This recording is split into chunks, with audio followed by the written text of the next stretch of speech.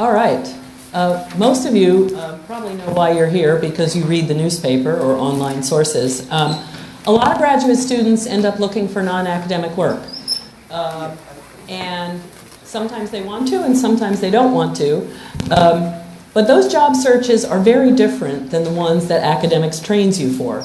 I expect you to leave this room in 2 hours able to conduct a search for a non-academic job should you ever want or need to.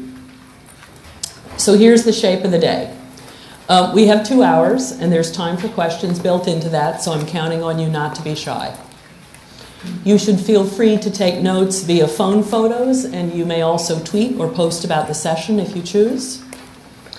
And I will send templates of the exercises and a PDF of the slide to be posted for you. So the organizers, I'm assuming you all signed in with your cards, and organizers have your email address, so that way you'll be able to get the slides and the exercise. So here's the shape of the day. I'm going to talk about what graduate training means on the non-academic job market. I'm going to talk about how you can prepare yourself right now while you're in graduate school before you ever enter such a market. And then I'm going to talk about the actual mechanics of going on and conducting a non-academic job search. Those are the 3 long sessions. And then I'll have 3 much shorter sections about what you should do right now, some resources and some reminders. And if you don't have one, you should all have a slide list. All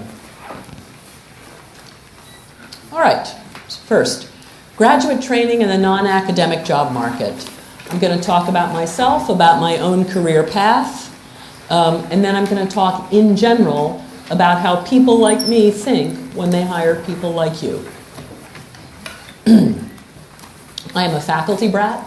My father taught veterinary medicine at Cornell for 100 years. And I went right from high school to college to graduate school, and then I became an assistant professor. And I was an assistant professor at 26. Then I became a bartender. I went to Amazon when it was small. I joined when it was 120 people. I left when it was 120,000 or so. I had a lot of roles. I did the small startup thing. I was at a product design engineering firm. And then this is what I do now. I chair the board of directors of Lambda Legal, and I'm a consultant and an author. You can see why path is in quotation marks. Now, here's the part that is more interesting than actually what I have done. How did I make the big changes? Well, to get to be a bartender, I lost my job. I didn't get tenure, and I needed a job. I moved to Ann Arbor from Ann Arbor to Seattle with my then partner and got a bartender's license. This is the one people always are interested in. I talked to a friend of mine with whom I had played softball on my graduate school softball team. He was a very early adopter of the internet, and I interviewed with Amazon. And what he said to me was, you know, Ann, there's this company, they're small, they're selling books, and you read a lot of books, so you should probably go talk to them. And the introduction of the company, not to the company, but the introduction of the company was not more sophisticated than that. And so I interviewed with them, and I talked about my skills, not so much about my previous jobs, but everything I learned about technology, I learned on the job at Amazon. When I arrived at Amazon, I had never used a mouse. When I left Amazon, I was launching their data centers. The board of directors at Lambda Legal. So I had been involved as a donor, small-level donor, and I hated their web properties. I hated their website, I hated their Facebook page, I hated their Twitter, I hated it all, and I complained about it constantly. And then when I was at the end of my time at Amazon, somebody said, you know, Ann, you know how to do this stuff, talk to them. So I did a bunch of pro bono consulting with them to help improve their web properties, and as a result, I was invited to join the board of directors, and I've recently been elected chair. So that's how I made the transition.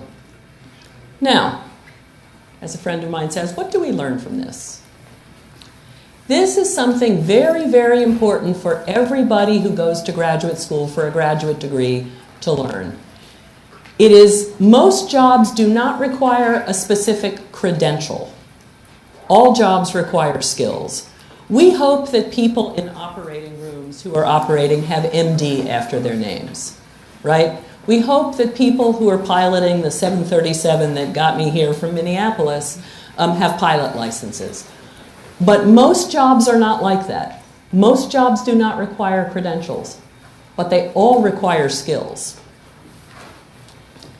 Here's the thing I knew least because I was involved as a faculty member and because I came to be a faculty member so young. Non-academic work is awesome. It is interesting, it is varied, it is challenging, it is developing. And like me, you do not always know what you could be doing. And you may spend part of your career in fields that don't exist now. When I entered graduate school, Al Gore to the contrary notwithstanding, the internet as we know it and e-commerce didn't exist. Here's another thing that's incredibly important for graduate students to know. There's a lot of ways to engage with the non-academic working world. In graduate school, you come to get a credential to get a certain kind of work. But I learned a ton on the job, right? That's where I learned all my technical skills. Your interests, not just your training, can lead to a job, right? The chair of the board of directors of Lambda Legal is about a half-time job, and it was my interests that led to it. And if you complain about it, ask yourself if you can help fix it. That's how I got to Lambda Legal. Nobody has yet taken me up on this about the cable companies, but I wish you would. And then finally, another lesson, you can get that academic dream job and still need to change jobs. Okay, so that was sort of me. But now this is about you, which is how employers like me look at people like you. So, a non-academic employer's view of graduate training. If you come to look for a job that is plausibly related to your training, I will probably think, okay, that could be an advantage. And you know, you've made this commitment to advanced training. But most of you, if you look for non-academic work, are going to look further afield than that. And if that's the case, if you look for work that is way different from your training, then I'm going to think it's neither an advantage or a disadvantage. But here's what it is. You guys have devoted a lot of time to graduate school. It's a lot of time, it's a lot of, good Lord, it's a lot of time, it's a lot of money, and it's a lot of sunk cost. Let me see, turn that down and boost the echo. And so what you need to explain is why you decided to go to graduate school and why you decide to finish, if you do, or why you decide not to finish, if that's what you decide. Both of those choices have good explanations, but you just need to be able to make it. So that's how I look at people like you. Now, I gotta tell you, mostly I am really glad to hire people with graduate training, and here's why. Almost all of us look at persistent and difficult problems in new ways. That's what this is about, solving problems. Almost all of us believe that other people have things to teach us. We've come here to learn. We value collegiality, right? We learn with each other in groups. We believe that other people who are doing different things at this university also have things to teach us. And then finally, we realize that explaining some things is hard and learning some things is hard. And this is going to be a characteristic of your working lives. So people who have gone to graduate school and believe these things tend to be really good candidates for jobs. Now, there's a dark side to the force. Some people who go to graduate school have a very narrow view of intelligence. They've succeeded on the academic path, and they believe this is what defines smart. And that really sells other types of intelligence short. And people who think that, for obvious reasons, don't always make really awesome colleagues at work. Some people think that rewarding work has to be related to academic work and workplaces. So if they decide not to do the academic thing, then they say, I'm going to look for the thing that's most closely related. I'm going to try to work in a lab, or I'm going to try to be an editor, or be a high school teacher. And don't get me wrong, those are awesome, awesome jobs. But it also sells other kinds of jobs short. Part of my goal today is to get you to think more broadly about what your economic and workplace opportunities are. And then finally, some people think that taking other kinds of work means not using their degrees, and they resent it. And that sells yourself short. I am here to tell you that there will never again be a time when you will not use your degree. That time is over because your degrees are part of you. You have worked hard. It has changed your thinking. It has changed how you interact with knowledge. It has changed how you interact with your colleagues. There will be no situation ever anymore in which you will not use your degrees. Now, my former graduate students and my fellow former academics have done a lot of really interesting things. And the one I want to point out, actually, is the one faculty member and the director of study abroad. This is a former student of mine, and like a lot of people, she likes to travel. And like a lot of academics, she doesn't have a ton of money. So what she does is she goes and she teaches those 3-week intensive summer courses abroad where you teach like art history for 3 weeks in London or something like that. So she did that every year for, I think, 15 years when she got to this university. Well, it turns out there's a lot you learn in addition to teaching when you do that. You know, you learn how to take care of people overseas. You learn how to take care of young people who are traveling for the first time without their parents, all those kinds of things. When the director of her program retired, she was invited to apply for the job, and she got the job. And this is important for 2 reasons. One is she didn't know that was a job. She didn't know that was a thing she could do when she arrived at this university. And the second thing is it was something that her interests got her. She didn't need a degree for that. She just followed her interests. She learned what she was doing. She did not even realize she was developing skills that would lead to a job. But it's an incredibly varied and interesting work world out there. So, what does all this mean for you as you go on the non-academic job market? I want you to believe that there's incredibly interesting jobs and work out there for you. I want you to describe your skills, not primarily your credentials. I want you to broaden the range of people you seek out for help, and I will talk a little bit about how to do this. I want you to treat everybody you meet along the way as a colleague. And here's a core piece of advice. I want you to make your message to an employer this: my skills can help solve your challenges. That is how you fashion yourself as a potential employee. Now, before I go on to talk about how to prepare yourself, let me see if you have any questions about either my path or how I as an employer look at you as potential employees. Yes?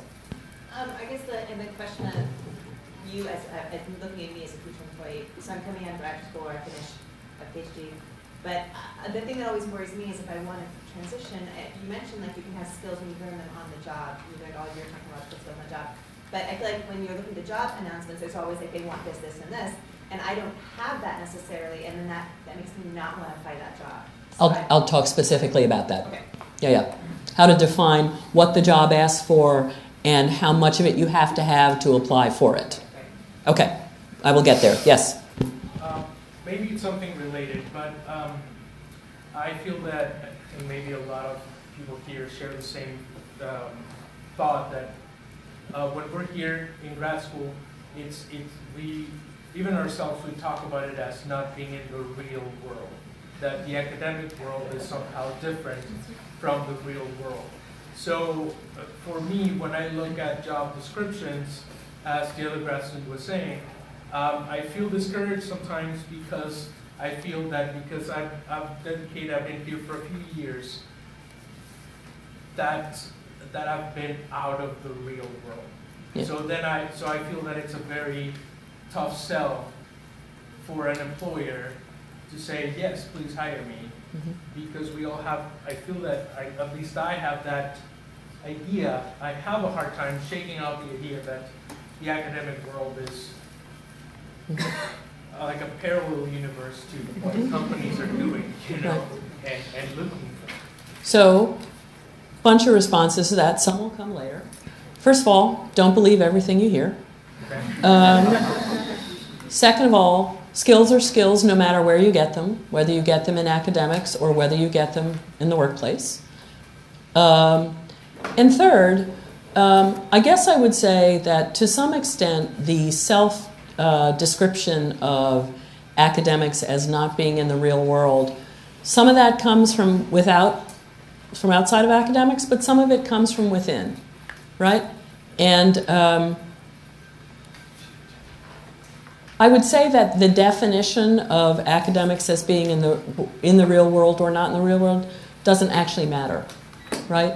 What matters is whether you have skills and whether you can apply them to a job. You know, I think it's easy to either insult or praise academics as not being real, but I find that astonishingly irrelevant. Yes? Have you come across places where people view graduate as overqualified, or they have too much that they kind of intimidate the employer for whatever reason? Oh yeah, absolutely. And I will talk specifically about the response of overqualified, but the short answer to being overqualified is that if you are having a discussion about overqualified, you're having the wrong discussion, right? The discussion to have is, here's why I'm interested in this job, and here's why my skills and experience make me believe I can do the job for you. But the way to get away from the discussion about overqualifying is to talk about interest, skills, and experience, right? Because then it's not a question of your qualifications. All right.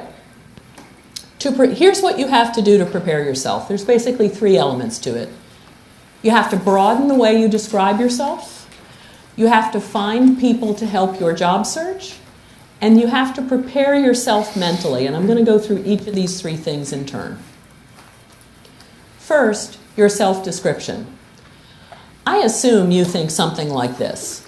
Your knowledge is your subject and its scholarship and your approach.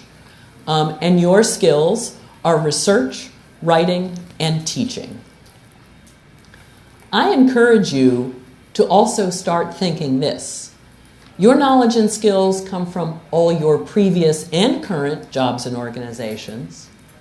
And your skills, abstracted from your current position, include your ability to add to your knowledge base quickly, to identify problems, rethink solutions, and persuade others to adopt them. Those terms are not the terms you would use for academics, but those are the abstract versions of your skills that employers care about deeply. Yes? That last paragraph could be copy-pasted for every PhD person out there, right? Yep. That's literally all the PhDs ever. Yeah, that's right. Now, so that's how you think. So then how do you describe yourself? I assume your self-description looks something like this, right? I'm a grad student or postdoc in this field, and here's my expertise.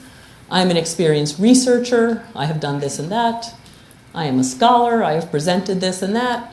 I am in training to become a faculty member.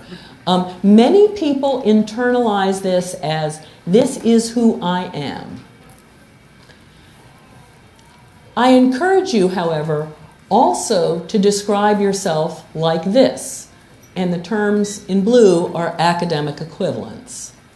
I complete large projects with minimal supervision, papers and research papers. I have worked in large enterprises, namely your institution, and medium-sized organizations within the enterprise. The gentlemen have been telling us for years that size matters. And, and I am here to tell you that, as we all know, there are people who are comfortable in big institutions. There are people who wanted to go to small colleges, right? The fact that you are here at this large institution and also work in a department or a lab that is a much smaller institution says something about where you are comfortable working. I have participated in and led small teams within the enterprise. Graduate students often say to me, I don't have any leadership or management experience. And most of you actually do. You just don't call it leadership or management. I use research and analytical skills to identify problems. I manage contentious discussions toward productive conclusions. I persuade reluctant adopters to accept and deploy standards. There is an entire genre of jobs out there that are about saying, here are the standards of this discipline or this industry. This is why you must adopt them. A much better internalization of graduate work than this is who I am is this is what I do. Got? Okay. Now, once you have changed how you think about yourself and then changed how you describe yourself, then you have to adopt an additional vehicle for that self-description. In academics, it's a CV. A CV is written in academic shorthand, professional readers evaluate it, and it's comprehensive. A resume, on the other hand, is written for people who may not know how to read CVs, but what they need to know is how you can help solve their problems. It may be evaluated by entry-level employees, and it is selective.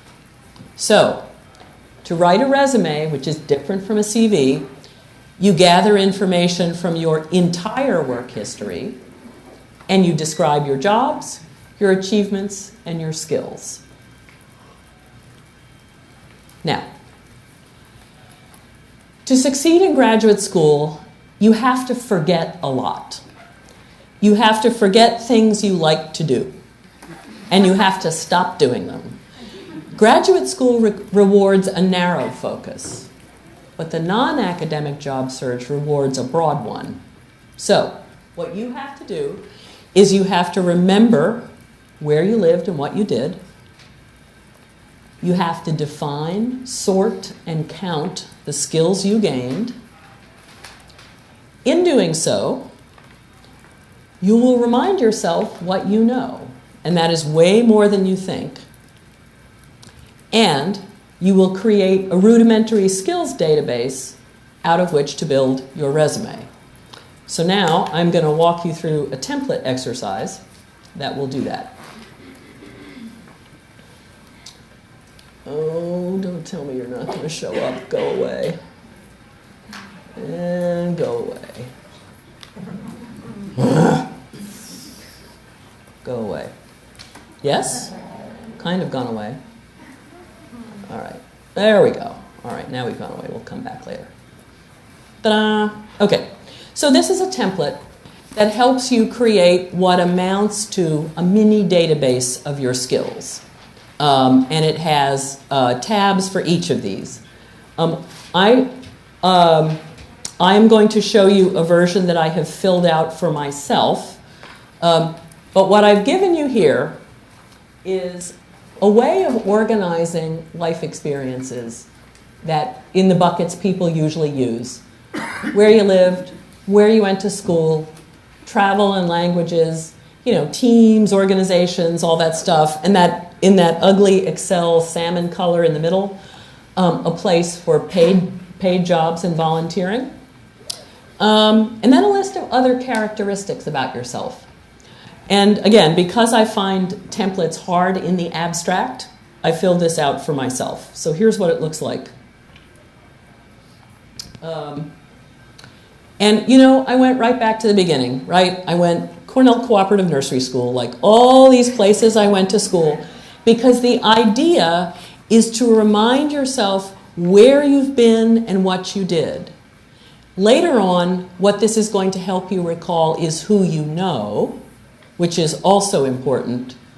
But you write all this down because it helps remind you of your experiences. And what it eventually ends up with is that column of paid jobs and volunteering. And I went right back to, my first dollar from babysitting and tutoring and math and all that kind of stuff. The last column is sort of interesting. It's the other characteristics that you need to describe yourself that make you what you are. So, how they come to bear on what you do will become evident later. In my case, I've always owned dogs. I'm good with dogs. Interested in politics, comfortable in large organizations, good public speaker, good with languages, comfortable talking about sports. All of these things mattered in little different ways. But what this will help you do, and I think this gets to your question, is it will help you learn how to read job descriptions and figure out what you are well suited for. Now, the first time I put up this chart in front of a bunch of people like you, someone raised their hand and said, yeah, but you're, Dr. Krook, you are senior. What is this chart going to look like for me, she was in her mid-20s in graduate school? And that was, I think, a legit question. So here's what I did. I realize it's a little hard to see in this light. Everything in red happened after I left graduate school. What that means is that the nucleus of my skills was already there when I was where you are now. And the reason that's important is that what you will be able to do is credibly talk about your skills. Now, filling all this out takes, 2 hours over 2 sessions, because it's helpful, if you can, to have a sibling or a friend or somebody who knows you well say, oh, don't you forget you also did blah, blah, blah, whatever it is you did. But this will, 2 hours. And then what you do is you take the stuff in the ugly salmon color and you copy it into the part marked describe, because now comes the hard work. Now what I want you to do is copy that column of paid jobs and volunteering, and I want you to describe, whoops, sorry about that. I want you to describe what roles you played in all those jobs and what skills you got from them. So there's the template, and here this is for me. So I filled this out for the let's look at the kinds of things where we'd be similar. Okay. So one of the things you find out is that, when you take a particular job, you obviously do more than one thing at the job, right? You have usually a bunch of different roles, and you do a bunch of different things. So look at what you do as a teaching assistant, for example. You interpret the non-obvious. You do time management, clear written explanations, clear oral explanations. Most crucially is that last one, the engagement of the disparately skilled. You all know that when you run a class or a lab, people show up with wildly different training, intelligence, background, but you've got to teach them all, right? Work is like that. You will be working with a bunch of people with really different levels of interests and practice and experience in what you are doing, but you'll still need to do it. Research assistant, right? Library research, line editing, tact. My dissertation director asked me to edit a manuscript for her, and I said yes. Oh, that was mistake number 1. Oh well. Resident dishwasher. I lived in an undergraduate house while I was in graduate school in exchange for room and board, and washed dishes. Dishwashing, sanitation, regulation management. Life coaching. I did a lot of informal coaching of the undergraduates who would come into the dish room while I was washing dishes, and they were weeping and saying, I gotta be. It was like, whatever. Get over it. But we don't say that. Now, notice the next thing, the next line. I spent a year in England, and I was treasurer of my graduate student union there. and I manage the graduate student union budget. It's very important to keep track of these kinds of things because that skill is very valuable in the workplace, even if it is not so valuable to get hired as an assistant professor. So make sure you note all of these things down. Now, the hard part of this exercise is not the remembering, though that takes some time.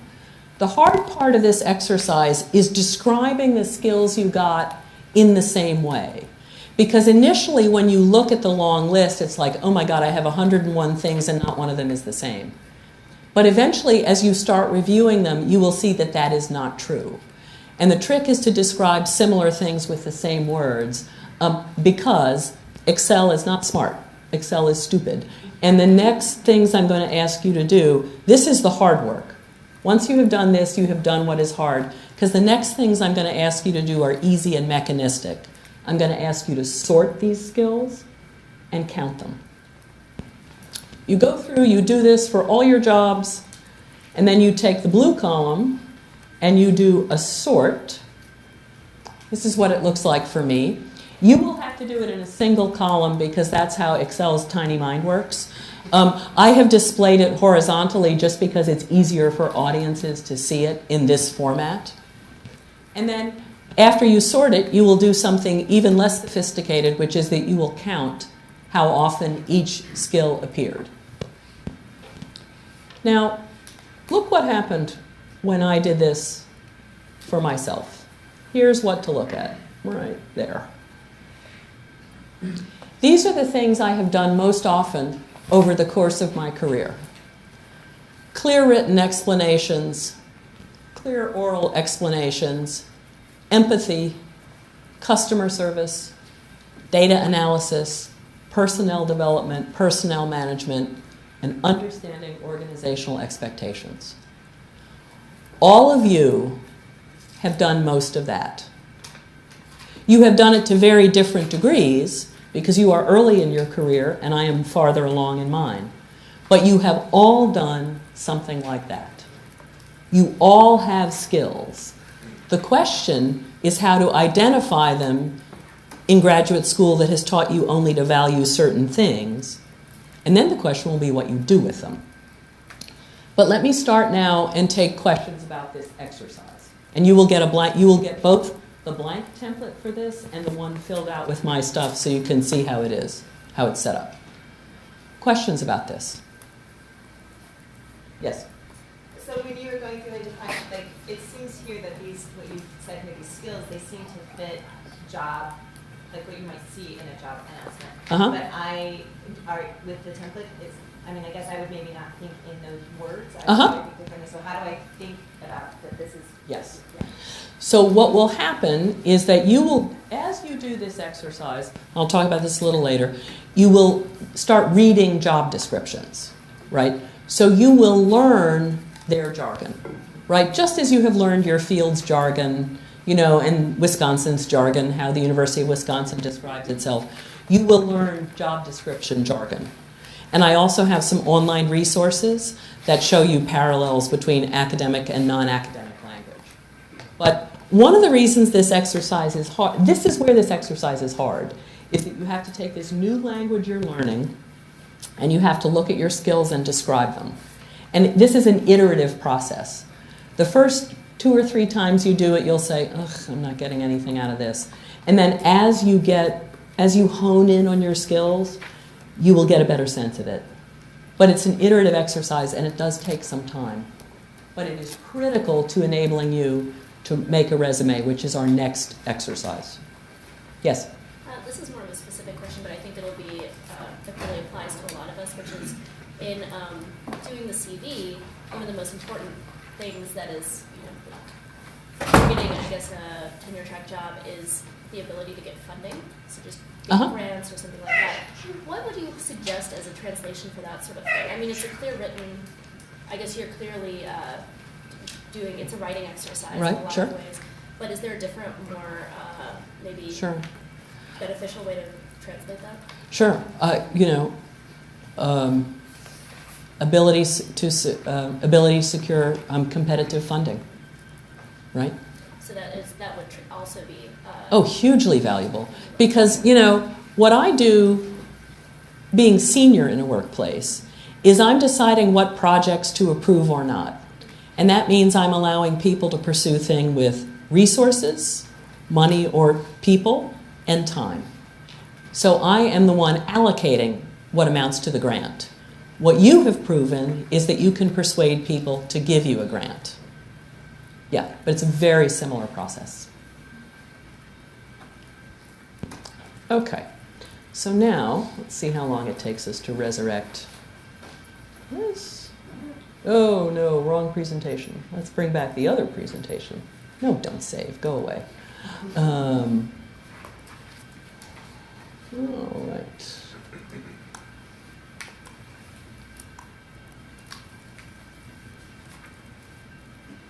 Oh,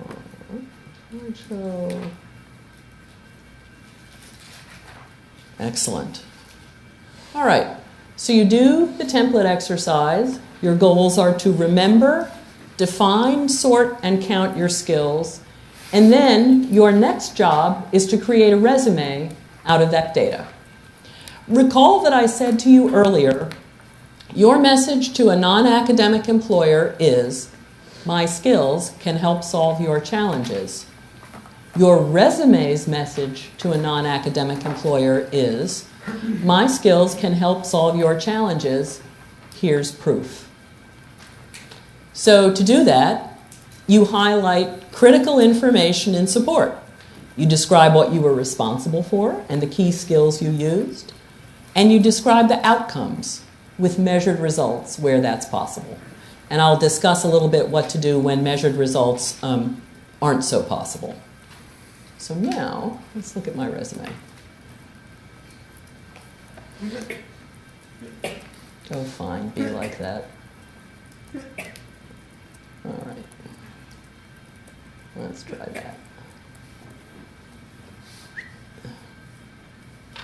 Okay, resumes. Some resume basics. No funky monkey fonts. No Comic Sans. Right? Sans serif for folks, for resumes read online. You should have a non-academic email address. Please, no jokey email addresses. No margaritamama@hotmail.com. Right? You laugh. You would not believe what has crossed my screen. You will need a reference to your LinkedIn profile. You will need a telephone number. And put whichever number you are more likely to answer. I very strongly recommend that particularly women do not have snail mail addresses on your resume. There's a lot of creepazoids out there. And then the Seattle, Washington will tell where you live will create a bunch of expectations, including what jobs you are eligible to apply for. Employers assume you are eligible to work at jobs for which you apply. So if you have, for example, more than one citizenship, under Seattle, Washington, you might say US and EU passport holder, for example. Then there's a summary. The summary paragraph is a list of, in some cases, of your best skills, and it should describe both your best skills and should implicitly tell the employer what kinds of work you would be best at. It's like it's almost like a distilled resume. Think of yourself as answering the question, what am I getting when I hire this person? That's what you're answering. It's excruciating to write. I really hate it. Then you hop down and you write, this is my last corporate resume. So this is the last one I wrote when I was applying for the kinds of things you may well be applying for. And where are we here?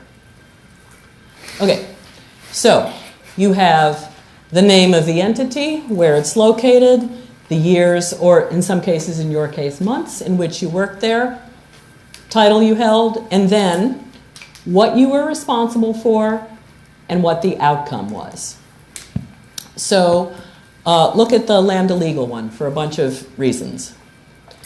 As member of board of directors, responsible for reviewing and approving policies, strategies, and budget of Lambda Legal. Member of executive, strategic planning, and audit committees. member of search committee for new CEO, chair of technology subcommittee for development committee. As leader of Seattle leadership team responsible for chairing Seattle Garden Party, annual fundraiser netting in excess of $250,000. That last sentence is the one I want you to be able to write. The numbers may be smaller.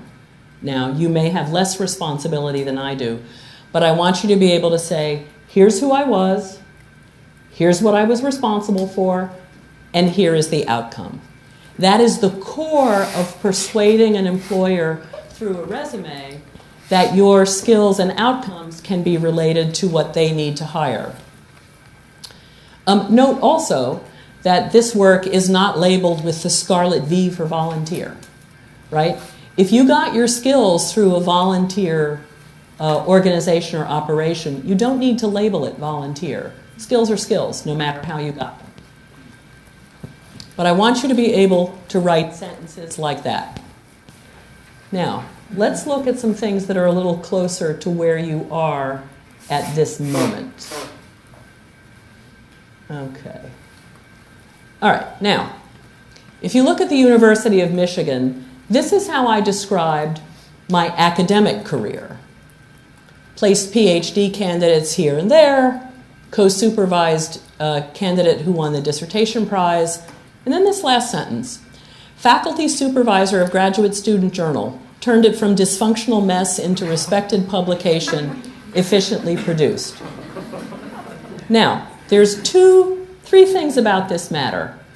One is the snark. You have to judge your audience. I was applying to a technology company, and I knew I could speak to them like that.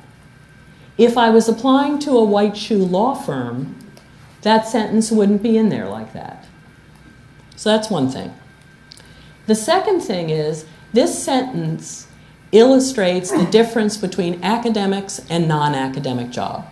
That work, advising Michigan feminist studies, was throwaway work. It didn't get me, it didn't help my academic career. In fact, I didn't get tenure. But that is the sentence that got me my Amazon interview. Because what that sentence says is, she found a mess, she fixed it. That's what work is. You find a mess, you fix it.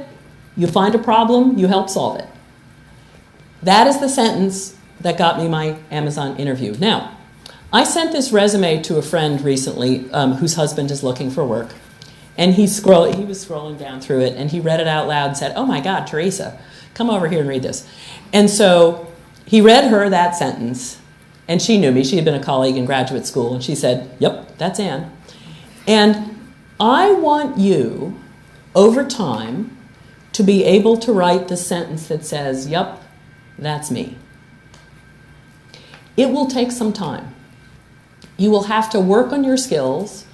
You will have to think about what you want to do, and you will have to think, of all the things I have done, what is characteristic of me and what do I do well?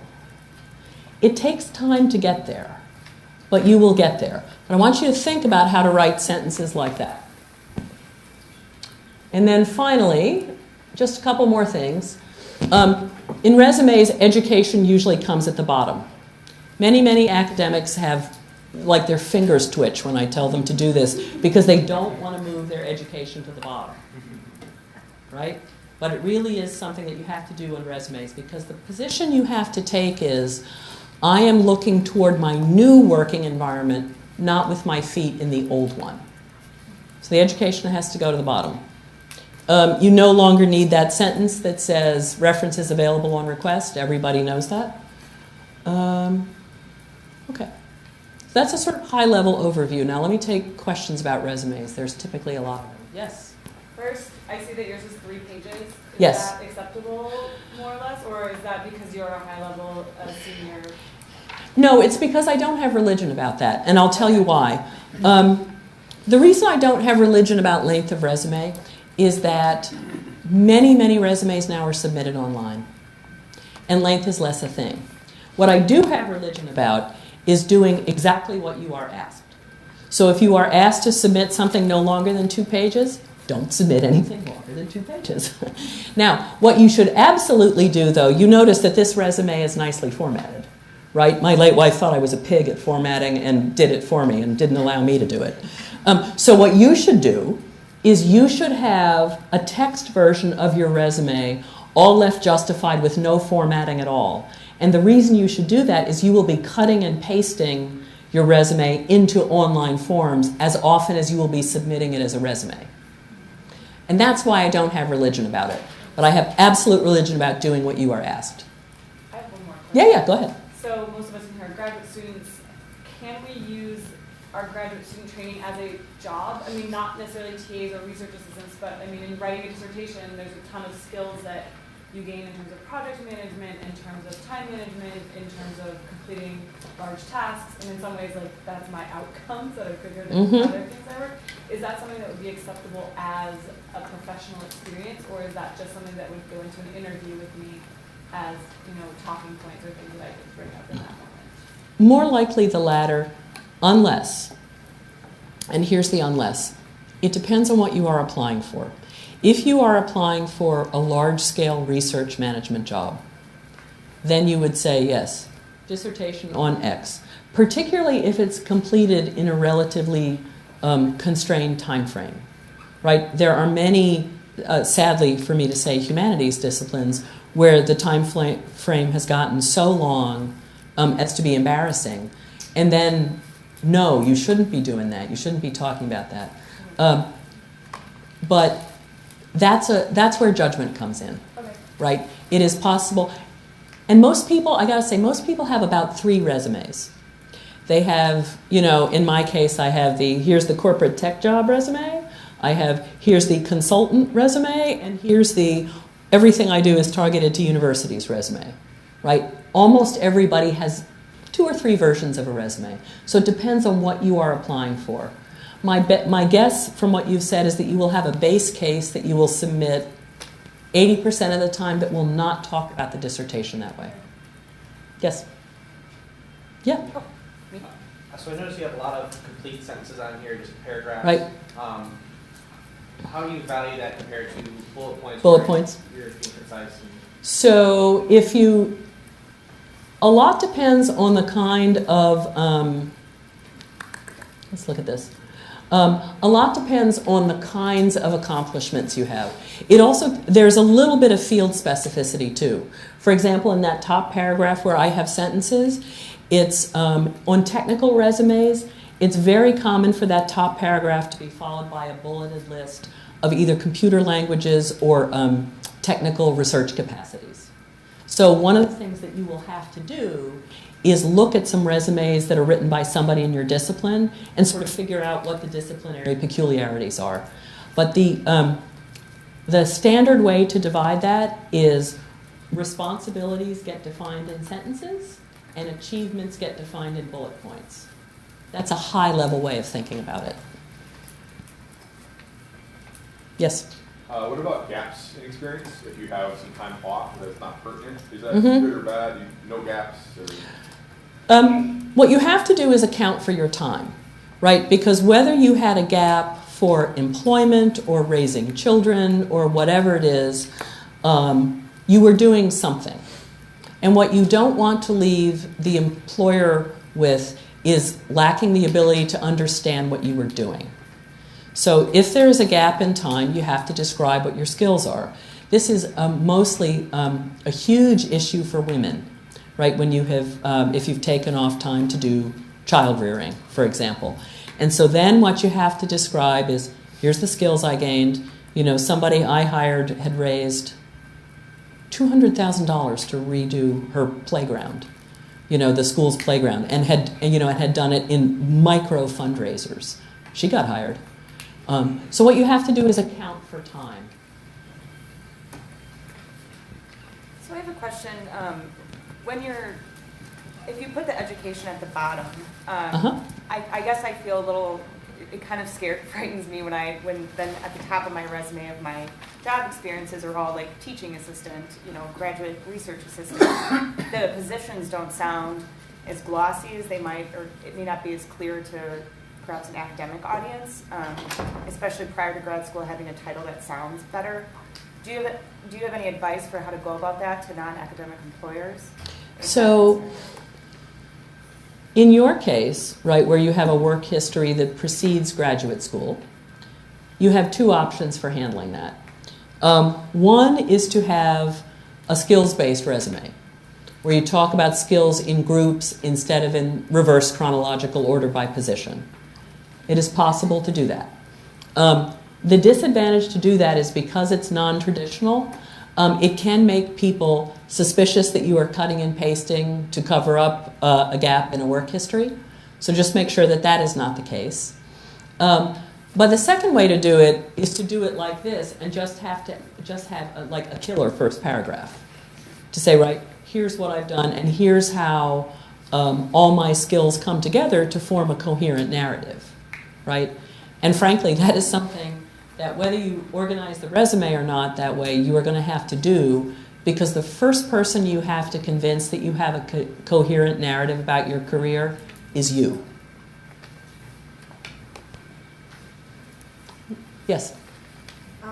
So a lot of times in academia, we measure how successful we are by the number of publications we have.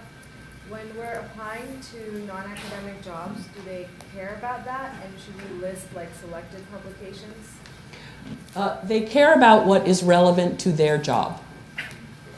And if the publications are relevant, by all means include them. The question is whether they indicate something else.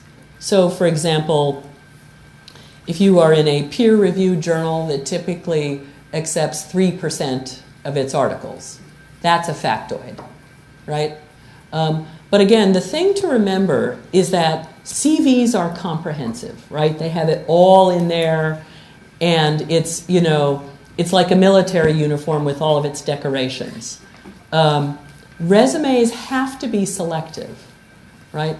You know, some people put publications at the bottom and so on and so forth.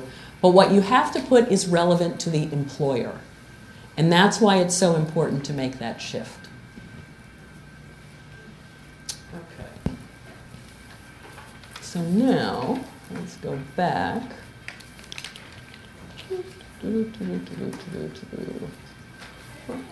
Yep, go ahead.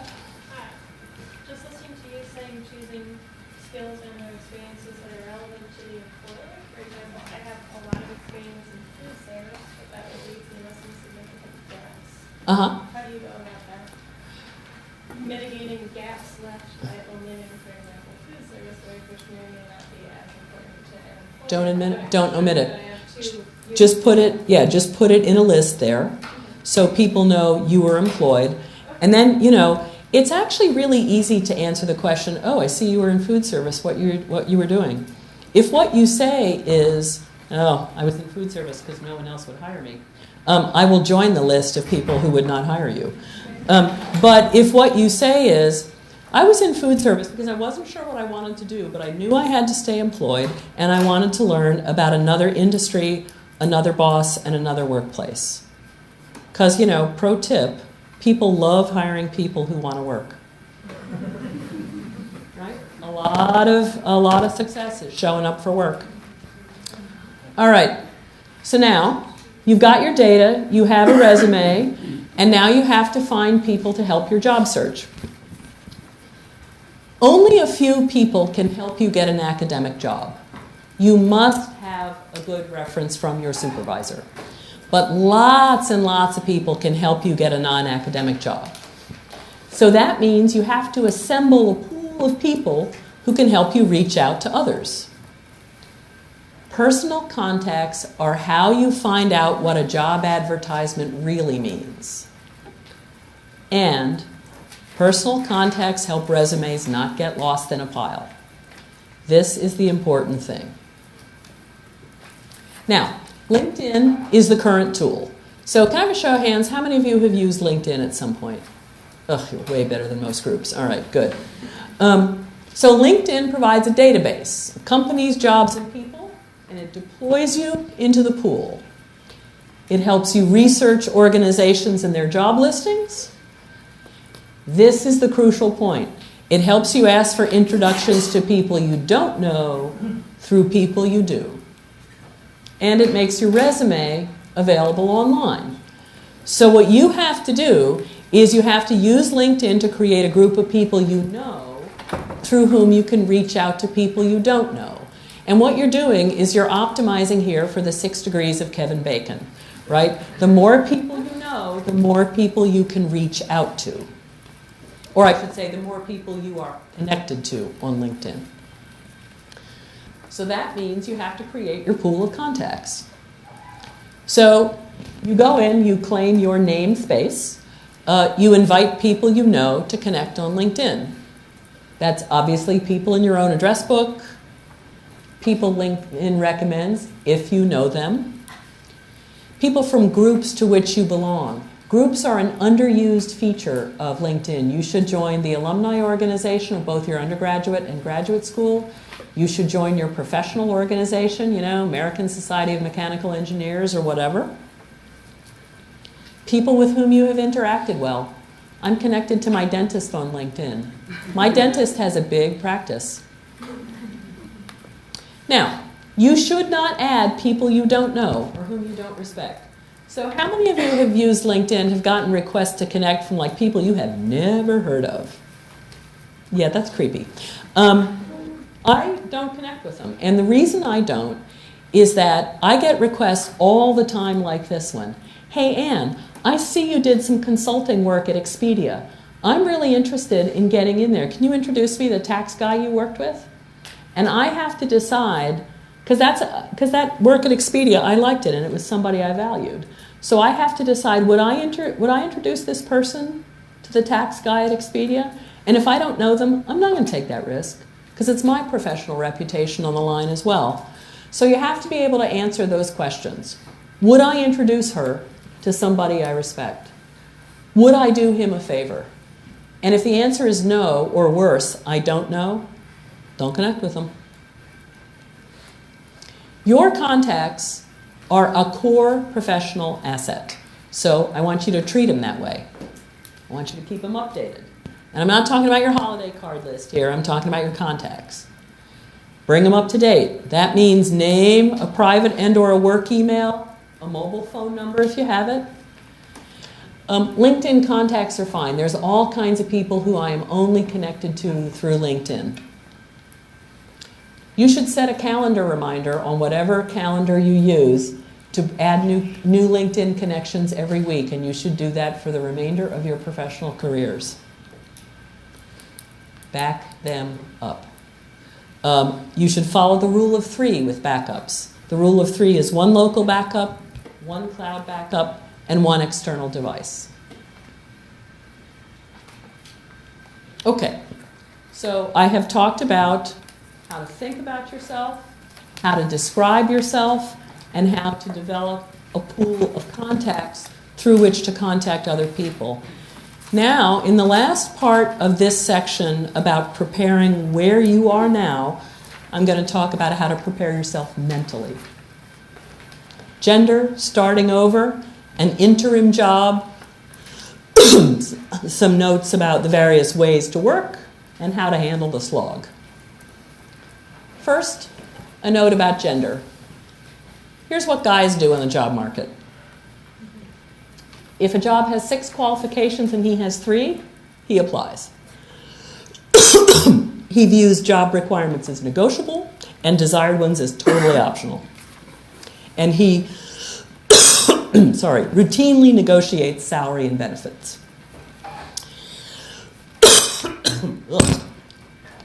Here's what a female applicant does. 5 qualifications, she doesn't apply. She views job requirements as absolutely non-negotiable and desired ones as almost required. And she routinely does not negotiate salary and benefits. Gentlemen, keep doing what you're doing. Ladies, do not be this applicant. You are cutting yourself off from opportunities you could have. You are undercutting your financial future, and you are shortchanging yourselves professionally. Apply for the job.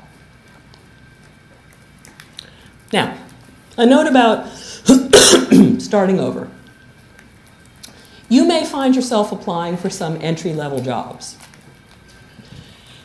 In my experience, people with PhDs get promoted faster out of those jobs because they're more mature, they've supervised people, and they,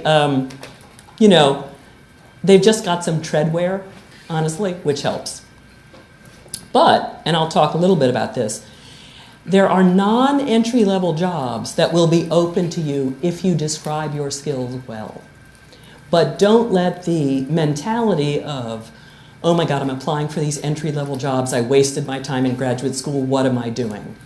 That is a very crippling mentality. Now, an interim job. I tell this to people, academic jobs are so hard to get and so scarce that many people feel like I've got to find like the great job if I don't get an academic job. The way you should think about this is find your next good job. Not the perfect job, find your next good job. And before you get your next good job, if you are working at Home Depot, that is fine. And the reason is having a job, any job, helps you present well in interviews. It helps because you have a little money coming in, which is always a confidence-building thing, but also the second most profound bias in employment, aside from the bias against pregnant women, is to hire the employed. There is a profound bias for hiring people who are employed. It is better to be employed. It is also easy to explain why you're working at an interim job, like the food services jobs. I wanted to contribute, I needed to pay bills, everybody understands that, and I wanted to learn about an occupation, a workplace, and a boss. Now, you can also start with temp or contract work. That means you go to a temp or an employment agency and you describe your skills to them and you get them to find you the opportunity, right? That's what's known as outsourcing the last mile. You learn about a company, an industry, and a boss. You can do contract work successfully long term. At my last corporate job, we only hired off contracts because they're like extended job interviews. You get them for 3 months and you see if they're really suited to your employment place. There's a lot to be said for starting with an interim job. Now, the next 3 slides are about internal mythology that sometimes graduate students have about the non-academic world. First, yeah, go ahead. Sorry, I have a Nope. question with contract jobs. Yep. So one of the things that I'm a little bit apprehensive about with contract work is the idea that you could get stuck in a non-compete or you become unemployable in the city or the area in the same field if you are working for a contract house because there's a non-compete in the contract. How much of an issue is that and what should it be? It's very, very field dependent and it's very, very state dependent. Different state laws around non-competes hold up very differently. So what you have to do is you have to get probably legal advice about it because some states enforce them rigorously and some states not at all. Like California now has basically ruled that NDAs that keep you from employment, right? Not for sharing secrets, that gets upheld. But NDAs that keep you from employment are very hard to enforce in many states. So get legal advice about that. Okay, some notes about the for-profit job world. There is a misconception that when you leave academic work, that you will have less intelligent colleagues or less demanding work in the for-profit space. I hope you don't believe this. The single most intellectually demanding place I ever worked in was at Amazon. But if you believe this, conceal it. Because I've got to tell you, nobody wants to hire somebody who thinks they're stupid, and nobody wants to be your intellectual sloppy seconds. And so You know, if you think that, that is not a great way to go into either a relationship or thinking about your new workplace. The nonprofit sphere, this is very interesting. This is where people in academics often have the most persistent myths. Lots of people believe, for reasons that are totally unclear to me, that it is easier to get a nonprofit job than a for-profit job without relevant experience and skills. And I got to tell you, as chair of the board of Lambda Legal, I am here to tell you that the reverse is true. And the reason is, so Lambda Legal litigates on behalf of queer people and people with HIV. And we do high-profile litigation, and honest to God, we cannot afford to lose. So we are not in a position, thanks so much, we are not in a position where we can afford to lose these cases. So we generally cannot hire beginners. We have to hire people who already have experience litigating civil rights cases. So you may find it actually harder to get employed at a for-profit without the relevant experience and skills. There is also an incredibly persistent myth that people in nonprofits are better motivated than those in for-profits. I don't find that to be true. I find them motivated by different things, and that's great and that's awesome. But the question is what the person is like. And then finally, people believe that you might be paid less, but it'll be compensated for because the work will be more rewarding. And this is actually not about the work. This is about you. Because somebody at Lambda Legal and somebody at Amazon.com who are doing accounts payable work are both doing exactly the same work. They may value it differently, and they may value their workplace differently, but that's not inherent in the work. That's inherent in the person. So it's important to be aware of that. Finally, some differences in the public sector from for-profit and nonprofit work. This is one of the places where hiring requirements may be more rigid. And the reason is they are often set down in statute. So this is the one area where it may be harder for you to say, look, I have equivalent experience. Sometimes jobs will allow that, sometimes not. It is also an area where compensation and benefits may not be negotiable because, again, sometimes it's set down in public statute. Your salary may be publicly available. When I was at the University of Michigan as an assistant professor, my salary was listed along with every other employee of the state of Michigan in a booklet every year. And I was completely creeped out by this. I felt like for 2 years like I was not wearing underwear because my salary was out there. And I got over it. And the reason I got over it is this. More data protects people with less power.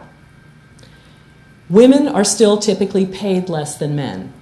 The University of Michigan had a smaller pay gap between men and women because all those data were publicly available and there was pressure to reduce that gap. So over time, I actually got to be a fan of full salary disclosure everywhere. The Me Too movement has, made some of that clear as well. Your comments about your job, not about everything, your comments about your job on social media may be regulated. This is particularly the case if you have sensitive law enforcement jobs. Now, I want everybody in here to consider running for office. Not enough people with graduate training do. And a great way, actually, to learn project management is to shadow a campaign or to volunteer or to learn to run a budget. But I got to tell you, not enough people out there, especially with science training, think about running for office. And you should all think about running for office. Okay. Last slide before we go into this sort of discussion of the mechanics of the job search. This is how to handle the slog, and it's going to be a slog of a job search. You are here because you have succeeded on the academic path. You did well in high school, you did well as undergraduates, you got into very good graduate programs, and here you are. Your job search, on the other hand, is going to have a ton of disappointments. The worst, of course, is the great job that gets filled just before you apply. Not many acknowledgments of resumes, not many phone screens, not many interviews, not many job offers. This is normal. It is not a sign that you are failing. I recommend that everyone read this piece. Not quite sure how to pronounce her name correctly, Devoni Lucer, Me and My Shadow CV. And she's an academic. She teaches at Arizona State. And it's about what her CV would look like if it listed her academic failures as well as her successes, because a CV, by definition, lists stuff you got, right? And stuff you published. So this is about being aware of how to handle the slog. Now, before I go in to start talking about the actual mechanics of a job search, do you have any questions about the aspects of mental preparation? Yes? I have a question about LinkedIn. Uh-huh. So I recently finished an interview process at a consulting firm, and I didn't make it through, but I did meet a lot of people in the process, and I'm not sure what the rules are about whom I can connect with on there and whom. Absolutely. If you had good interactions with them, if they seem positive and professional, invite them to connect. Absolutely. Sort of a question leading off of this. From what I've heard people say, LinkedIn's algorithm works better if you have more connections. So if you just accept willy-nilly and then really concentrate on the few that you actually want to pursue, it works better. Is this true or not? So like if you had 500 plus connections, you're supposedly in your top whatever percent, and you get more visibility. Well, you do. The question is it the kind of visibility you want? I mean, the thing about those random connections is you don't know who they're connected to, right? And you do, believe me when I say you do not want to spend your day turning down requests from, say, hey, Ann, will you introduce me to so-and-so, right? Because there's also an algorithm for people who are constantly saying no, right? So I wouldn't do it. I mean, people use LinkedIn differently.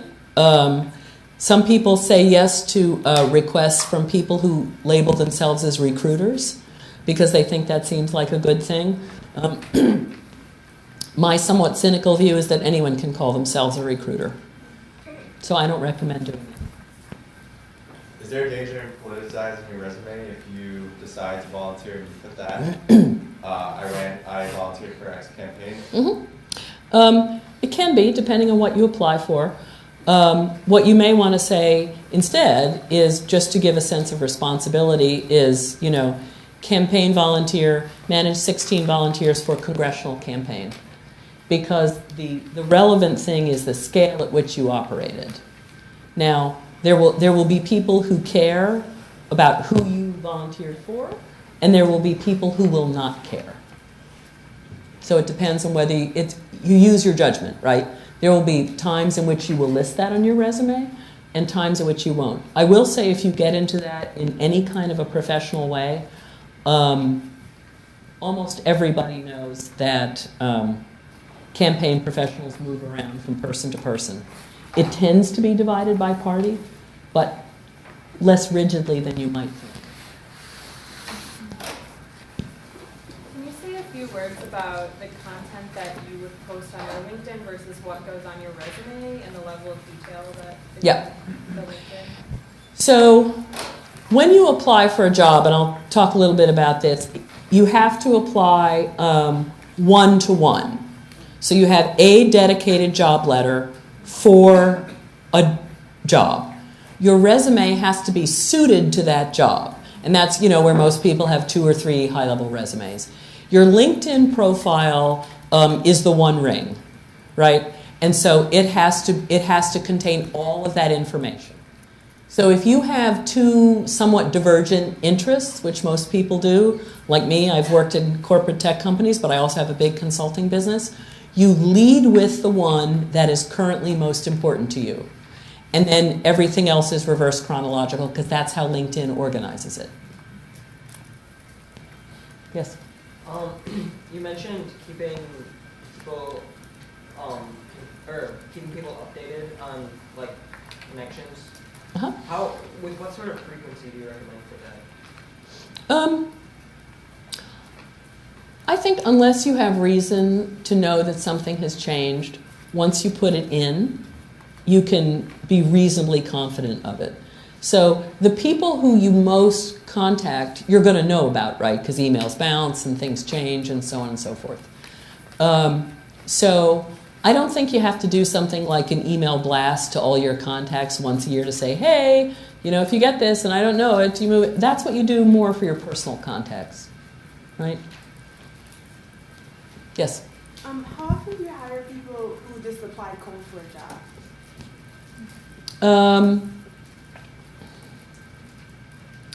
At entry-level jobs, more often. By cold, I assume you mean just send in a letter and a resume off the street, so to speak. Not all that frequently, and I'll tell you why. I'm going to talk about it in this section a little bit, but it has to do with how much research you do to find out if you are suited to the job. So let me actually just start talking about that. So here are the mechanics of the non-academic job search. Job postings, hiring managers, people like me who hire people like you, and job search logistics.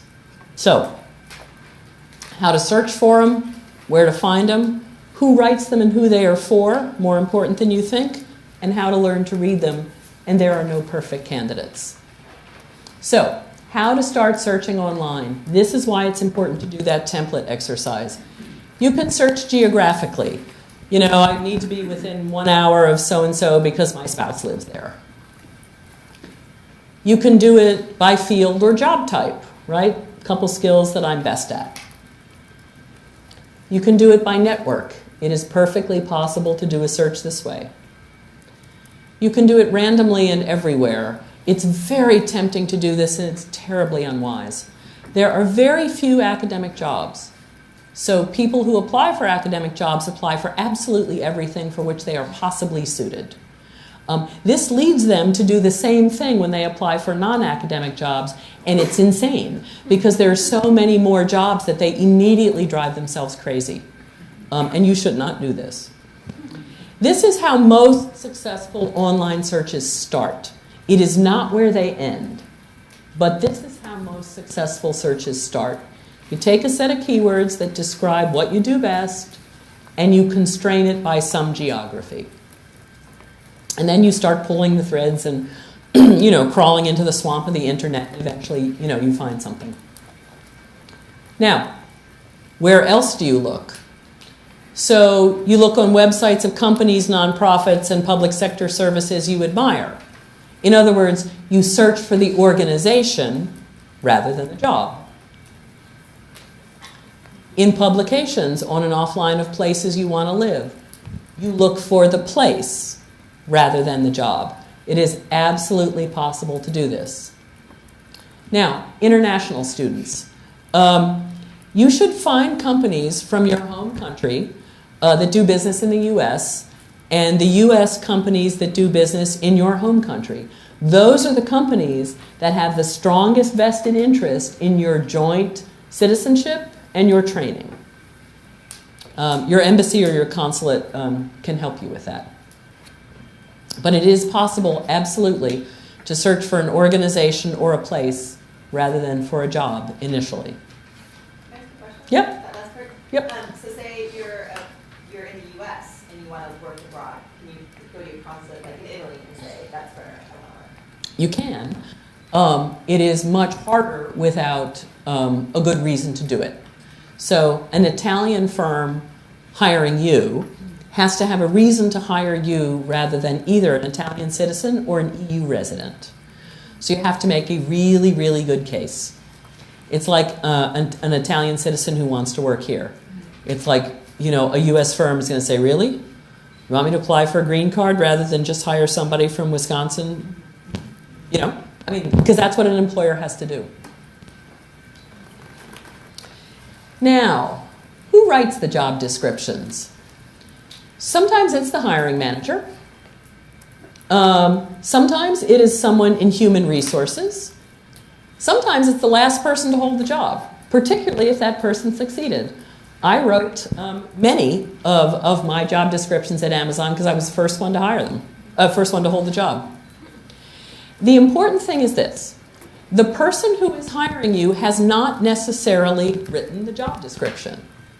And that means that it's really helpful to get a personal contact with the organization to tell you what the job description really means. That's why LinkedIn matters. That's why building up this database of connections is so important. You good? Now, who are job descriptions for? This is another really important thing. They are, of course, for candidates, directly and indirectly. But they are also for the hiring manager's boss and finance, right? To prove that the position is really needed. Because applicants are not the only audience for the job description, a personal contact at the organization is always your best source of information about what the job description really means. This is why you go to the trouble of building up LinkedIn contacts, because you're going to need to get through to people to describe what the job description is really about. Now, this goes to the question somebody asked about learning to read job descriptions. You have to read a lot of them, at least 100, to learn their jargon before applying. Now that link there goes to this page. On my website, which is just annkrook.com, and graduate students and postdocs, non-academic job postings, translating non-ac to ac. So you see all of these terms that academic jobs use, and then for each of these terms, I have a description of what they mean and what comparable non-academic situations are. So it's a sort of little translator for you. Are we supposed to be able to see? You can't see anything. You can't, oh, crap. All right, go away. Uh-oh. Oh, I think we've lost the mouse. It's on this. It is? All right, that's good. That's an improvement because it's, I know, it's not showing mine. Ha. All right, let's try this again. Oh, there we go. Okay, thank you. So this is my website, Practical Workplace Advice. It's just www.annkrook.com. And this is a post that compares the language of non-academic job postings and translates them into relative academic experience. So there's all the skills they talk about, and here's a translation to comparable academic situations. So make sure you read this post before you go out on the job market. Now, let's see if they will let me get back. Learn to read them from the current slide. Yes? Yes. All right, there's the link. Learn the academic nearest equivalents for required and requested skills. Those are 2 posts that will help you do that. Ask friends in those type of work to help you learn how to read job descriptions. Now, if you find an organization that you think is interesting, and this is a very, very good reason to search for an organization you're interested in rather than a particular job, you can call their HR or their recruiting function and ask if they conduct informational interviews. Tell them you found a job posting you're interested in and ask if they do informational interviews that help describe the job more fully. Many companies do this. It tends to be larger companies. It actually tends to be larger companies and very tiny ones who are trying to recruit. It's the ones in the middle that are sometimes hard. But you have to learn the it's like any other jargon. Now, this is important. There are no perfect candidates. Applicants have different skills in different degrees. All hires are compromises.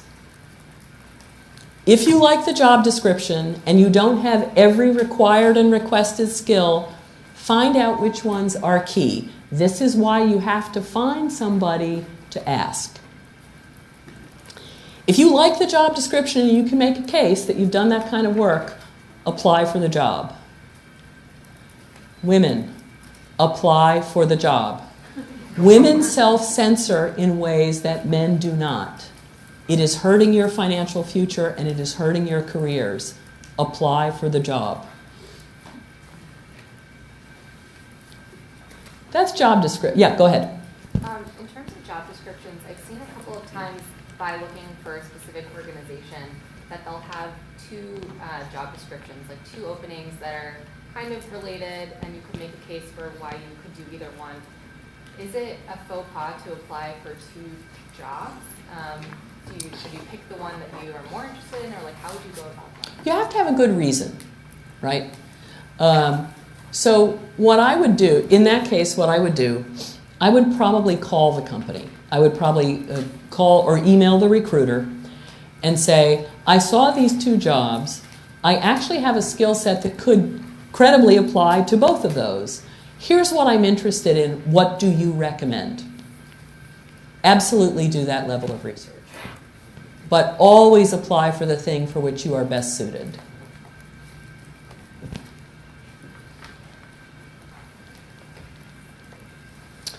So that's job descriptions. I want to talk a little bit about hiring managers, the human beings who read your applications and hire you. So what is it that they need? Hiring managers need someone to solve problems for them, either to handle the current volume of work or to take on a new type of work. This is important. For all those reasons I talked about in job descriptions, hiring managers do not always know everything they need, especially for a new type of work or especially for work they may just have been assigned. For example, at Amazon, where we seem to do a big reorg once a year, once there was a large reorg that handed me management of the photo studio, where we photograph products, about which I knew nothing. Oh well. So what I had to do was learn about it quickly and rely on my managers to help me learn how to hire in senior ways in the photo studio.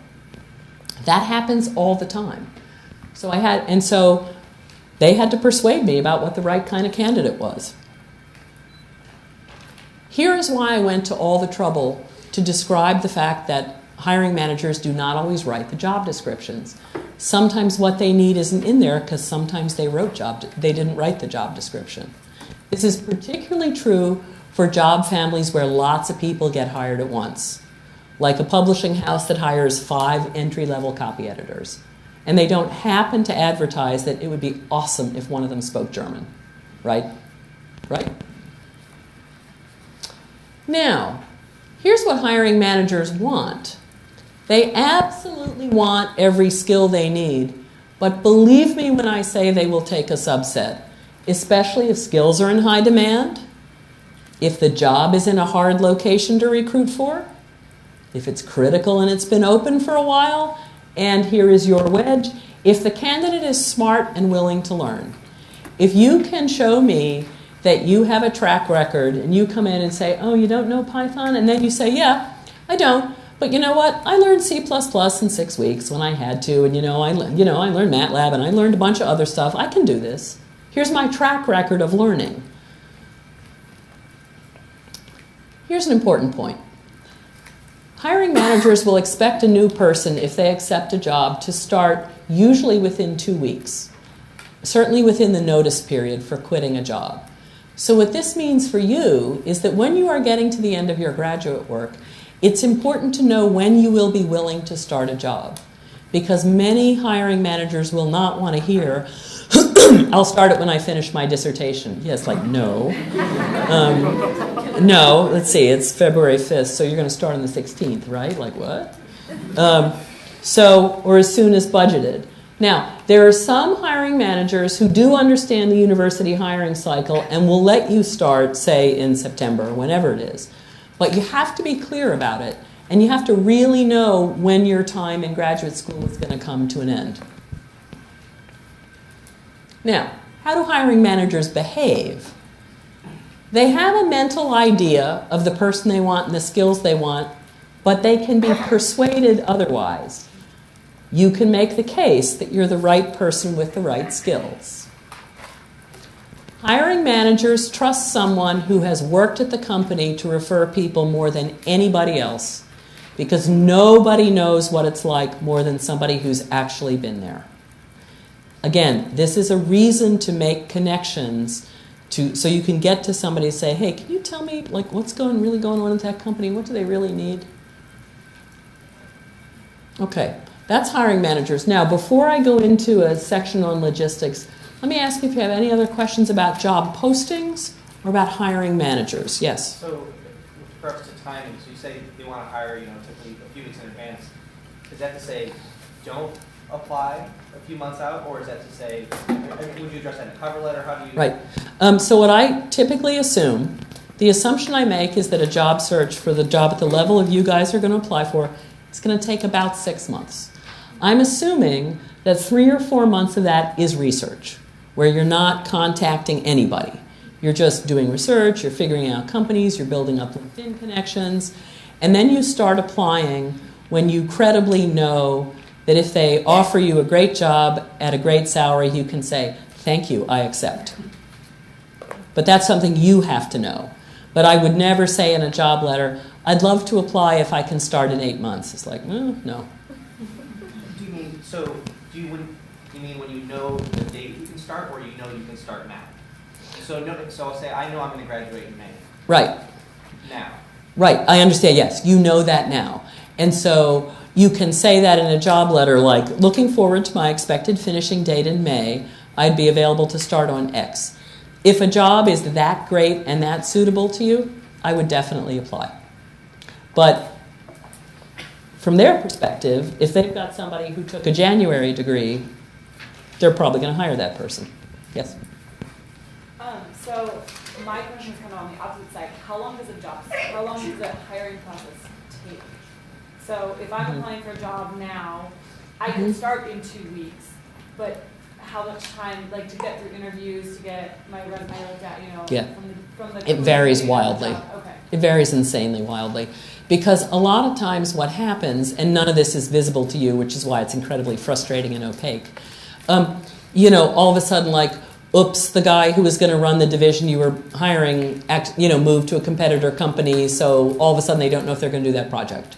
Or, oops, they lost a grant because the budget got cut for it in Washington, D.C., so they can no longer do the project, right? So all that stuff is, behind Oz's curtain, so you never see it. And that's why I say plan on a 6 month, at least, time to get hired. And of which 3 to 4 months is purely research and not contacting anybody. Yeah. Yep. How long do you give, obviously some jobs say, resumes need to be submitted by this date. If you don't hear anything, how long after submitting your resume or after that date would you suggest touching base with the company and being like, oh, just wondering if you... 2 weeks. 2 weeks? Yeah. 2 weeks, and then following up at 2 week intervals until they tell you to stop. Yeah. No, that's how it is. People get busy, And also, employers like persistence. Man, I can't be following up on everybody. Yes? You mentioned that employers appreciate when you're willing to learn something. Is that something that you would put on the resume? Like if they have a requirement that you don't meet, but maybe you've started, or like you would like to learn more about it, would you put directly on the resume, I have this much experience, I'm willing to learn, I hope to learn more about this? Or something No. Like that? No. Just do it in the I assume you're willing to learn. If you're not willing to learn, please do not apply to my job ever. Yeah. Okay. I'm going to move on, and I'll come. This is the overall logistic process. Before you apply, then the basic process. Here is what you must do before you apply to anything at all. This is in those months that you are getting ready.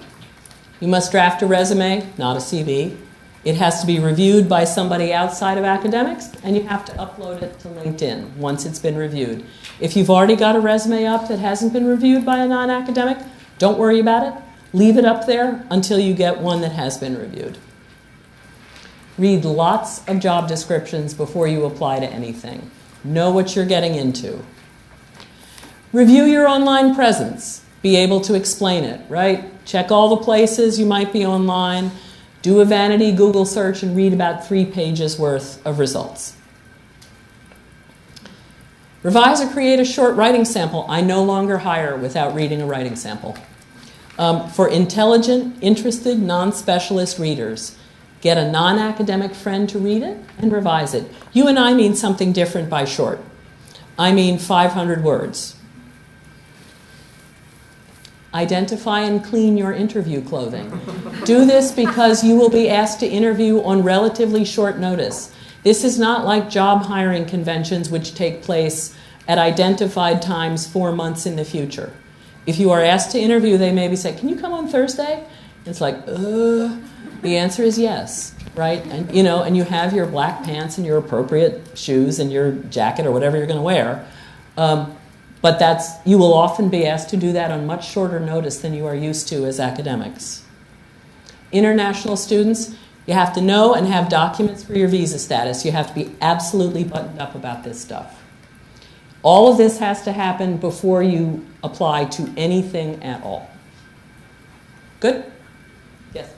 What kind of writing sample? The way I describe a writing sample is it shows you stating a hard problem and how you solved it to an intelligent, interested non-specialist. Sometimes that is a course description. Sometimes it is an abstract of a paper for a popular audience. It can be a conference proposal that you wrote. Those often work especially well. But you have to have something that is written for an audience that is outside, that is other than your dissertation director. And honestly, not a lot of people think about writing audiences other than their dissertation director for about 3 years. And it really changes your prose style, and you have to think about that. Yes? So then could you take a specific aims page from a grant and modify it to be more... Oh, totally. Totally. Yeah, absolutely. Intelligent, interested non-specialists. Absolutely. Okay. So that's before you apply. Here is the basic process.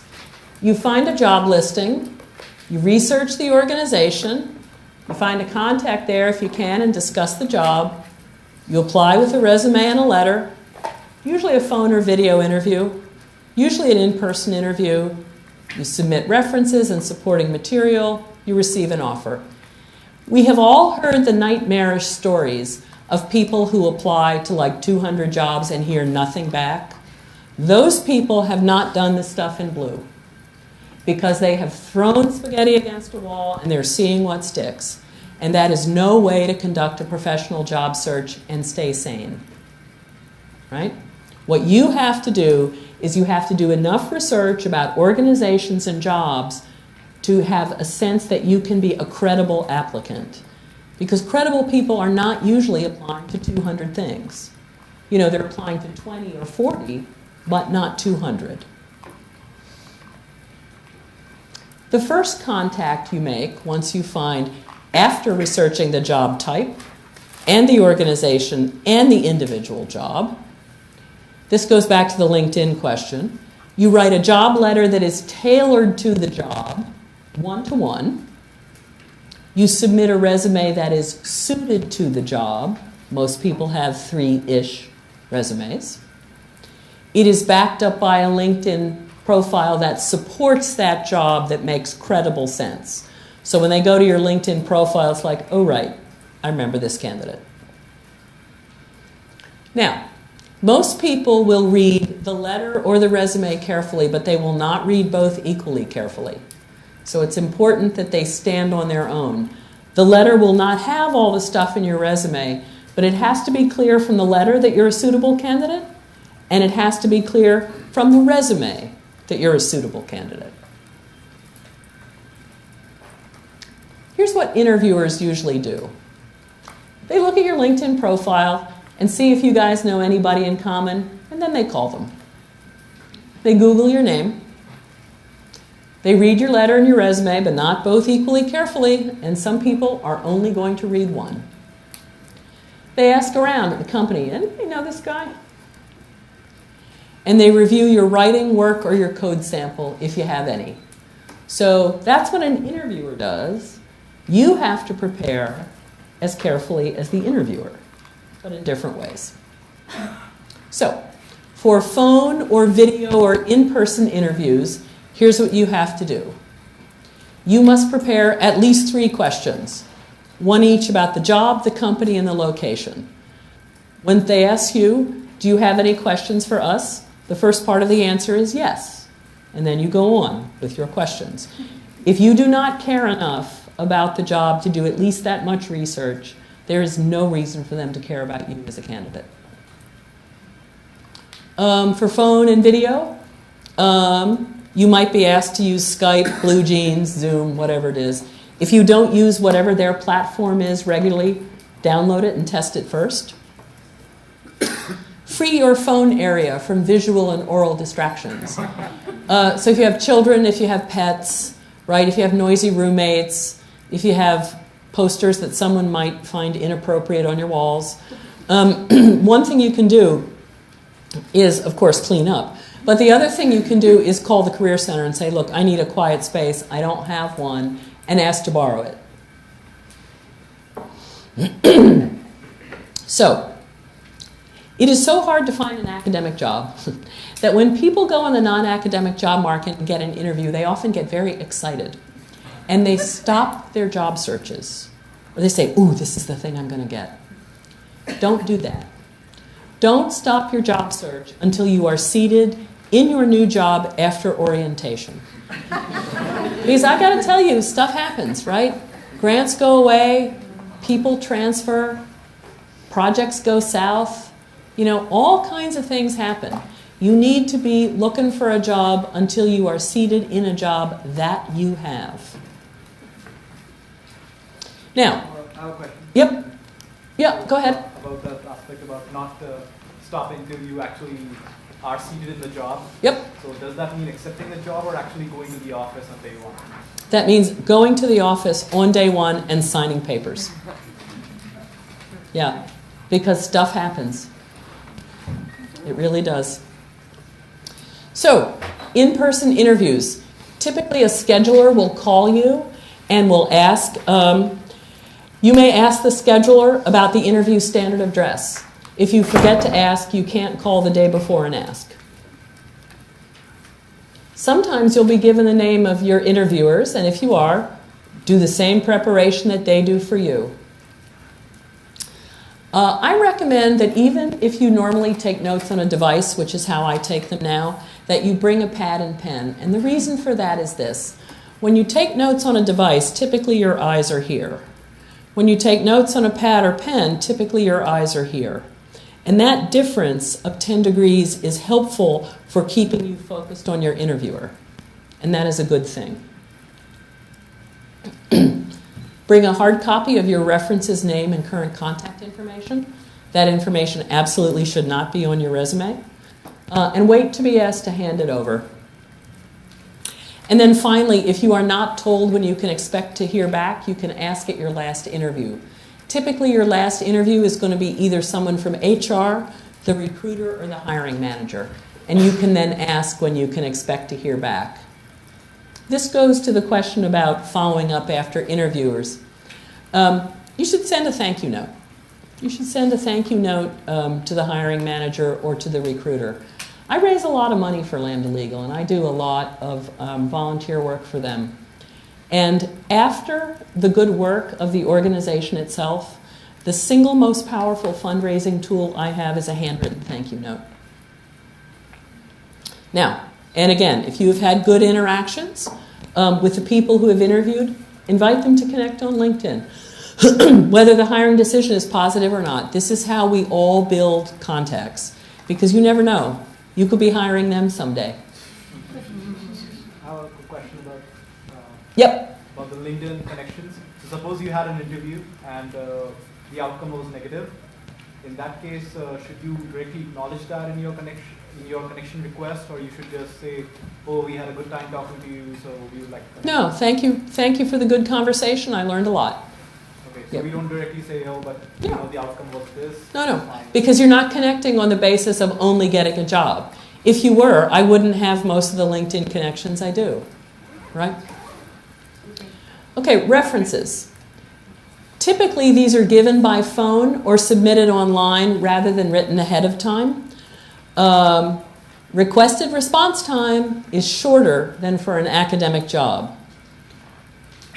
3 to 5 is a good number. Current research colleagues, importantly, one need not be your supervisor. It is helpful but not required that one can speak to your work in academic settings. Give them the job description and your current resume. Here's the thing that should make you happy. References are less critical for non-academic jobs. In academics, you cannot get a job without a strong letter from your supervisor. You just can't. But in my world, references are much more confirmatory, right? And everybody understands that sometimes there are bosses in situations that just don't work. People get that. Now, one day, everybody sitting in this room is going to be hiring people. I want you to remember being new to the job search. And I want you to remember being rejected. I want you all, at that time, when you're hiring people, to craft a courteous professional rejection and to send it promptly. You remember how awful it is when you apply for stuff that you don't know if you've gotten it yet and you're just sort of hanging on and waiting? That's gross. It's a gross thing to do, and it's a gross way to treat people. And sometimes, you have to do it because there's long times when you don't know who's going to accept it or whatever it is. But as soon as you know and can exclude someone, sending a rejection is actually a kind thing to do. Now, everybody you interact with may be or may refer your next grade employee. One of the sort of icky things about academics is its mentality of there's only a few people that count, right? There's only a few senior faculty or whatever. And there's a tendency in academics to develop hierarchies of people, right? And you never know out there in the non-academic world who is going to be that person. So I want you to treat everybody courteously and professionally at all times, and I want you to treat everyone as somebody who can contribute to your organization. This is not a skill that academics values as much as it should, and it's one of the things that will help you professionally.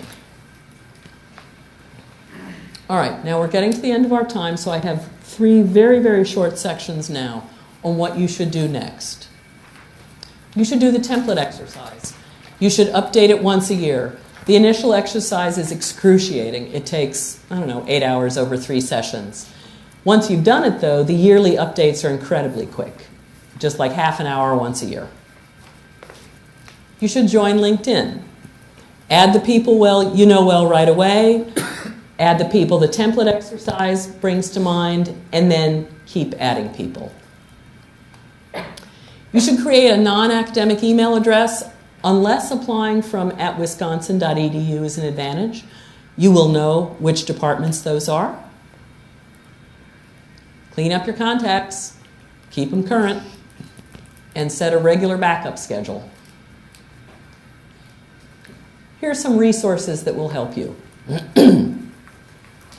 Payscale.com, Payscale, and Glassdoor.com and Glassdoor.ca are splendid places to go for information about negotiating salary. Many people are very wigged out by this, but these are great sites to help you. Slideshare.net. This will help you with presentation ideas, if for your career, if not, at a job interview. LinkedIn recently ate them, so when you type in slideshare.net, you will be taken to LinkedIn. Careers in Gov. This Twitter feed is the single quickest way to look at a lot of job descriptions. Because what municipalities and states and counties do is they post job descriptions here. And what you can do is click on them and go read them. 99.9% of these will be completely irrelevant to you. It is everything from entry-level police officer to city manager for Calgary. But what you will learn quickly is what is available out there in the public sector, but also how these jobs describe themselves. And you should really absolutely set a goal of reading at least 100 job descriptions before you apply to anything. This is a quick way to learn. That's my website. Lots of posts on aspect of the non-academic job search. And I used to be an academic, so here's a book list. Ferrazzi, Never Eat Alone. This is a great, great book about networking. Atul Gawande, The Checklist Manifesto. This is the single best book I know for completing large amorphous projects, which really perfectly describes a job search. Amanda Littman, Run for Something. I said I hope many of you will consider running for public office. This is someone who worked on both the Obama and the Clinton campaigns, and it's about running for office at the local level and how to do it. It's an extraordinarily interesting guide. One word of warning, she uses the F-bomb the way I use semicolons. So if that is not your kind of thing, this is not your kind of book. Molly Weisenberg, A Homemade Life. This is someone who made up a career and then walked into it. She became a food blogger before that was a thing. She left graduate school to do it and to sort of, this is a Bildungsroman, a story about how her life came to be. It's particularly helpful for people who are considering not finishing graduate school. Finally, some reminders. Careers are long, you know, and they rarely follow predictable pathways. I mean, at 26, I was on the professor track. And I was born into it, right? I was literally born in the shadow of the bell tower at Cornell. And I had never been anywhere else. And if someone had told me that I would be selling books on the internet, it was like, what's that? And then doing this was not a career I could have imagined for myself, but it is one I have built for myself. The non-academic world is awesome. There is great, great, interesting work out there and great, great people. And finally, this is the thing that I think should give you more confidence and optimism than anything else. Things that are not invented yet will create new jobs. One of the wails of my mother was, the jobs are all going away. And what she meant by that, which I sort of get, because I get her anxiety, was when I graduated from college in 1983 with a bachelor's degree in English, what English majors did on the East Coast was they all rolled like marbles down to New York City, and they got jobs as copy editors at publishing houses. It is absolutely true that many of those jobs have gone away. What is also true, though, and what nobody ever says, is, but new jobs are being created. Here's what they are. When I published my book about young women in technical workplaces and how they learn what they need to say next, here's what I had to do. I had to find someone to format it for me for all the various e-readers, because I published it digitally first. I had to find someone to design the way it would appear on e-reading text from my Word document. And I had to find someone who would do a graphic design of a book cover that would look good in the microspace of the internet. None of those jobs existed when I left either my undergraduate or my graduate work. And that's the reason I am optimistic, not only about new jobs being created, but for you guys. Because I have seen you hired into new and interesting roles. I have seen you creating really cool things that weren't there before and making it up. And making it up requires education and intelligence and drive and research. And you all have that, and you all can do that. So I expect you to succeed. I have had evidence of previous generations of graduate students succeeding, and I think you will do well.